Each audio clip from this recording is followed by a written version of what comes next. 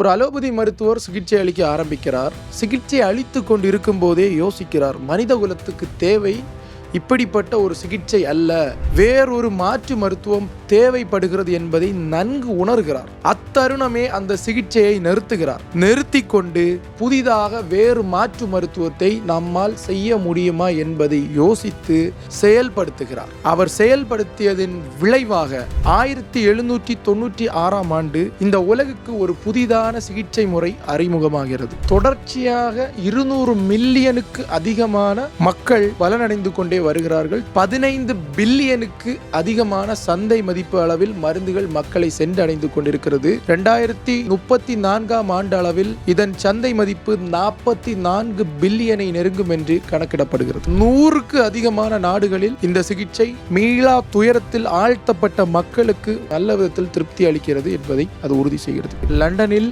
1854ஆம் ஆண்டு காலரா மிகவும் பரவி உயிர் பலி வாங்காத இடமே இல்லை என்று சொல்லுகிற அளவுக்கு மனிதர்களை கொன்று குவித்துக் கொண்டிருந்தது. காலரா பாதிக்கப்பட்ட நபர்கள் 80% அளவுக்கு இறந்து மடிந்து கொண்டிருந்தனர். இந்த சிகிச்சை அளிக்கப்பட்ட மருத்துவமனையில் மட்டுமே 5% கீழாக நபர்கள் மட்டுமே இறந்தனர். 100க்கு 80 எங்கே இருக்கிறது, 5 எங்கே இருக்கிறது? King Charles III, Queen Elizabeth, Bill Clinton, Usain Bolt, Mahendra Singh Dhoni போன்ற பிரபலங்களின் விரும்பும் சிகிச்சை முறையாகவும் திகழ்கிறது. 2026ஆம் ஆண்டு நடத்தப்பட்ட சர்வேக்களில் 200C அல்ட்ரா டைலூஷன் என்று கூறுவார்கள். அந்த டைலூஷனில் கூட அனிமல்ஸ் ஆர் பிளான்ட் சோர்ஸின் நானோ பார்ட்டிகிள்ஸ் இருப்பது டிரான்ஸ்மிஷன் எலக்ட்ரான் மைக்ரோஸ்கோப்பில் ரிசர்ச் மூலம் தெரிய வந்திருக்கிறது. அதிகமான ரிசர்ச்சர்ஸ் விலங்குகளுக்கும் இந்த மருந்து நல்ல விதத்தில் கேட்கிறது என்பதை உறுதிப்படுத்துகிறது. 2007ஆம் ஆண்டு கியூபா நாடில் எலிக்காய்ச்சல் பரவி உயிரிழப்புகளை உருவாக்கி கொண்டிருந்த தருணம் அது. கியூபா அரசாங்கம் 2.3 மில்லியன் அளவிற்கான மக்களுக்கு